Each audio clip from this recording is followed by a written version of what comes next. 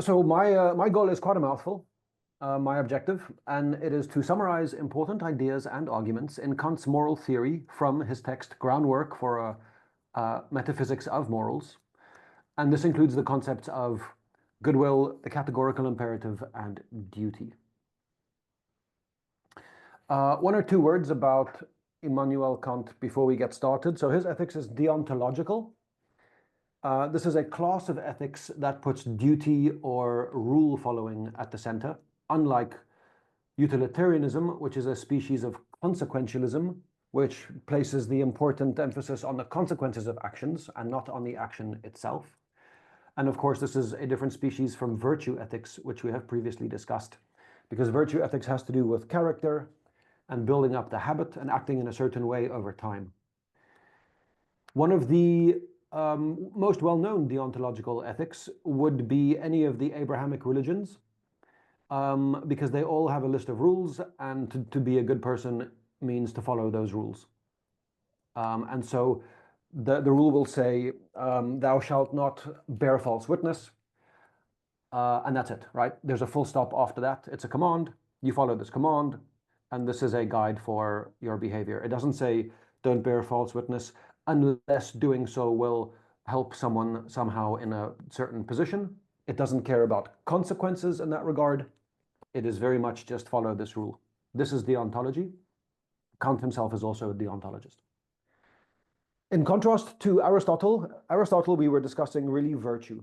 This is the thing with Aristotle. Everything in his ethics is grounded in virtue, the virtuous person. What are virtues?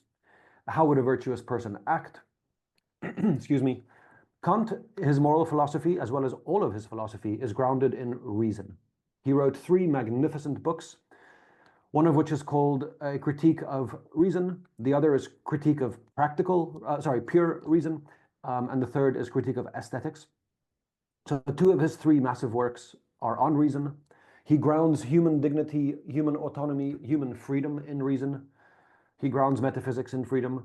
He grounds, in reason. So this is really the core idea to keep in mind when we discuss Kant.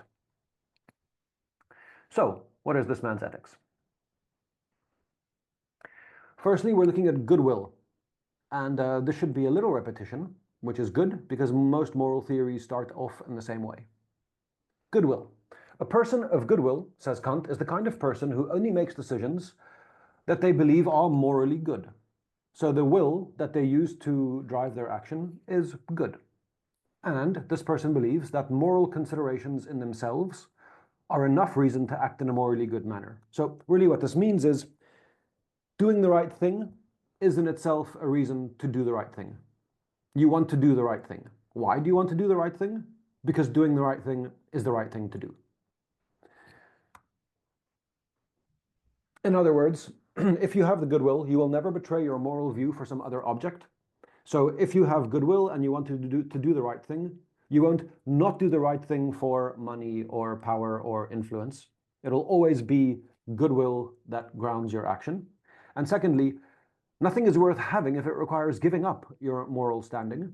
And again, he states this he uses flowery language, shall we say. So to break it down, if you can get some other good that you want, a big house, lots of money, fame, and status, I guess those are common goals that people have, but you have to betray your conscience. It's really not worth being happy, being famous and rich if you can't sleep at night and you're not comfortable with you and yourself as a person. If you've had to betray someone close to you in exchange for a promotion at work, the promotion somehow is soured. And it's no longer the good that you wanted it to be because you have given up your moral standing. And so the goodwill is not valuable because it gets us something else. The goodwill is good in itself. And I'm going to go back to Aristotle here and utilitarianism even, and they all start the same way. They say, okay, we're looking for the good, the number one good, the hierarchy of goods. Anyone remember Aristotle? What was the very pinnacle of goodness for Aristotle? What is the thing we all want? Eudaimonia. Yep, and what is that? Happiness, maybe, or I would say something like fulfilling your purpose. Absolutely. Human flourishing, eudaimonia, a deep sense of happiness. Utilitarianism, the same, as much happiness for as many people as possible. Utility is really a happiness for humans. And for Kant, goodwill. Using your will to do good, or having a goodwill, is the number one happiness, sorry, the number one moral good, because this is what we want primarily, and anything else that we swap for this is not as good.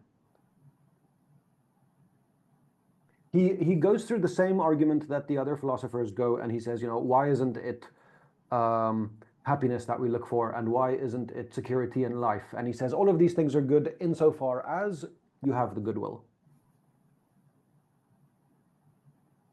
So anything else that could be considered good can be used to hurt or to do bad or to insult, etc., etc. So we may think that friendship or human capacity for justice or our ability to be reasonable is the primary good. But you can use these to do bad. Just apply your imagination. If you really know how justice works, then you can try and not follow justice, but take revenge. Or you can use your reason, as humans do, to design a wonderful killing machine. So none of these in themselves lead us to the goodwill or to the good. Only the goodwill. Precisely because you cannot put the goodwill to bad use. This is just a contradiction. What would it mean to do good out of goodwill, but for a bad use or for a bad cause? The sentence doesn't work. So Kant says, I've used reason, right? Logic. I've argued into the goodwill is good because it's the goodwill, because it's the goodwill. And that's kind of, he puts you in a corner and there's no way out, he thinks. The goodwill is not valuable because it gets us something else. The goodwill is good in itself. And so here we have, as the other philosophers, we have the core from which to build up our ethics.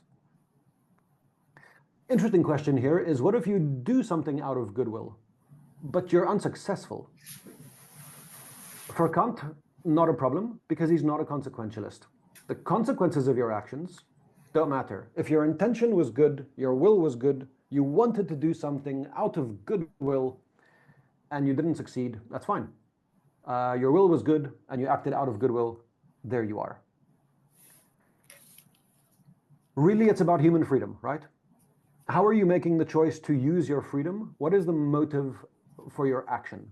And that motive is grounded in goodwill